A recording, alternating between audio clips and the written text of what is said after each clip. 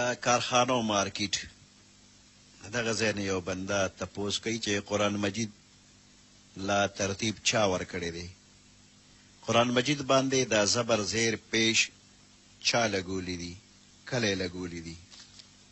قرآن مجید لا اول ابو بکر صدیق رضی الله تعالی عنہ د صحابه کرامو په کمیټه باندې ترتیب ورکړی دی. آیاتونه سورتونه په هغه ترتیب کم چې پیغمبر علیه السلام کاتب وحی ته بخو چې دا فلانی آیات د فلانی سورت د فلانی آیات نه مخکې د فلانی سورت د فلانی آیات نه وروسته ولیکه.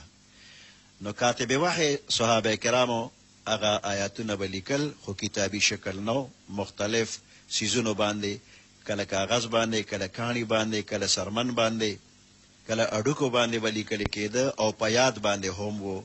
نو ابو بکر صدیق رضی الله تعالی عنہ د صحابه کرامو په یو کمیټه باندې قرآن شریف کتابي شکل کې ولیکه، خو په دغه کتاب کې په دغه مصحف کې د غنو قرائتونو لحاظ ساتل شوی.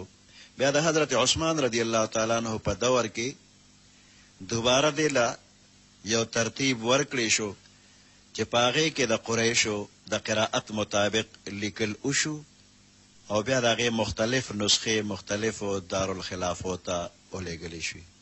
زبر زیر پیش د ټولو نه اول ابوالاسود د علي رحمت الله علیه کړي دي، او بعضې وایي چې دا کار حجاج ابن یوسف کړی دی په یحیی ابن یعمر او په نصر ابن عاصم اللیثي باندې کړی دی.